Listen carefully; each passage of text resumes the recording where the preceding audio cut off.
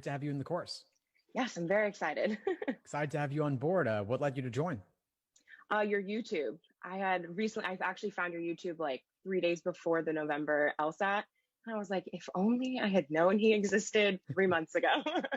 So yeah, I signed up and I'm taking it again in January. So I was like, got to get on this.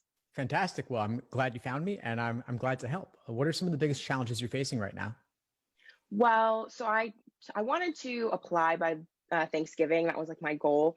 And then my dad suffered from a really massive stroke at the beginning of October. Hmm. So my study schedule kind of got mixed up, and I don't think I did that well on the last one. So I originally, before everything happened, I was scoring in like the high 160s. But I just don't think I scored that on the test. So I want to get as much help as I can to increase my score more than 160 if it's possible, and kind of just like give it one more shot because I have one more to go before I take all my free. Sure, sure. Well, I'm sorry to hear about what happened with your dad. I hope he's doing better now. And Much better. that's great to hear. Yeah, and you've got 2 months now for January, so that's enough time to Yes. make anything happen. Yes. That's what I'm hoping for.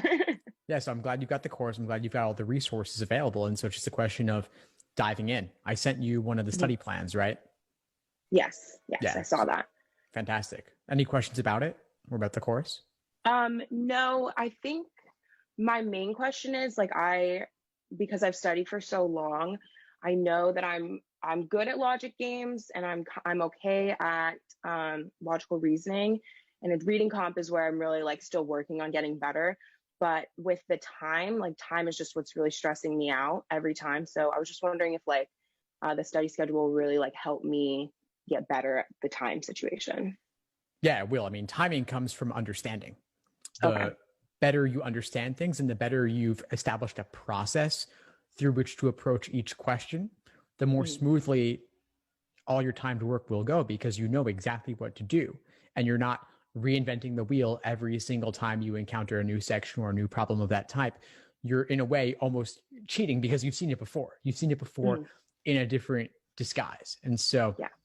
recognizing those underlying patterns can build that muscle memory or that intuition so that when you see a new problem, you've gone down that road so many times already that you're not reinterpreting that argument as a unique argument, but rather, oh, this is an argument like all those other ones I did in the past, like correlation causation, for example. If you see enough like that, you know what to look for. Okay. Yeah, that makes sense. All right. Sorry, let me write that down. So just more practice is pretty much like I just got to keep going. It's practice, Uh, but the course will give you the resources to know how to practice differently, how to review differently, and then to have a step by step approach for every single section and every single question type. okay, great.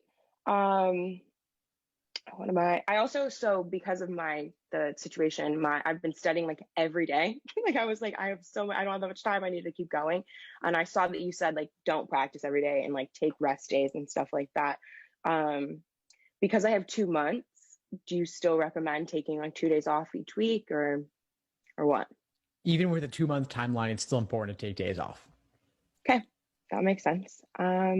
Also, so like my goal, my dream school is Georgetown, and I have a 3.46 from undergrad. I graduated in June, so I've been like volunteering and stuff like that, trying to make my resume strong.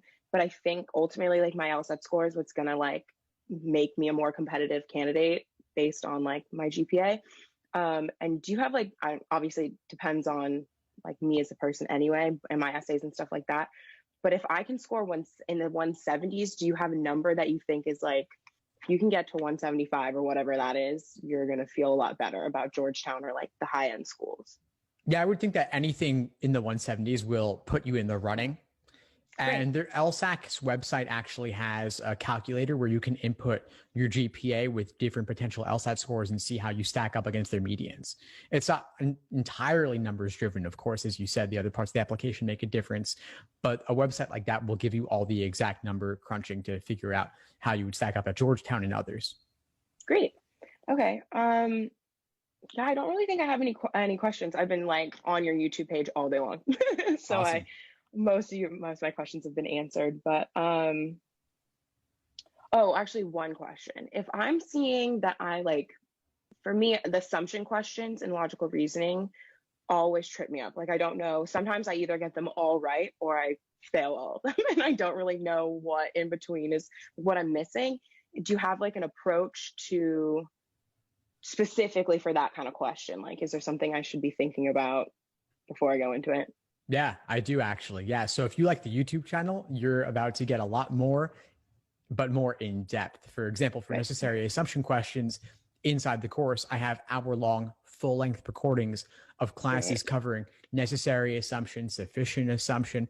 These were live classes with example problems and concepts at the start, then getting into several different examples of all the different question types. And so if you just go into the logical reasoning section of the course, anything that says workshop will be the recording of a full-length class, especially on logical reasoning and logic games. And then for reading comprehension, I do these deep dive sessions where we'll spend an entire hour discussing just one reading comprehension passage. And you'll get the student questions in the class. You'll see some people participate in the chat, other people unmute themselves, other people get on camera. And so you really get that community feel. And then you'll get that in all the live classes I'm running as well. I've got classes tonight, tomorrow night, always plenty of things happening. Great. That sounds awesome. Yeah, I'm really excited because I did a tutor last summer and it was just like one-on-one, and I hate one-on-one situations when I don't know anything. So I just really like this setup. So I'm excited about that. Yeah, I don't think I have any more questions. That's pretty much, you got everything I need.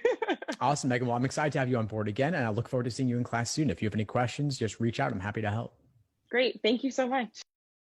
Thanks for tuning into the show. Please subscribe if you haven't done so already to be notified of new episodes as I release them. And feel free to reach out if you need anything at all as you move forward with your prep. I'm happy to help however I can. In the meantime, I'll wish you all the best and take care.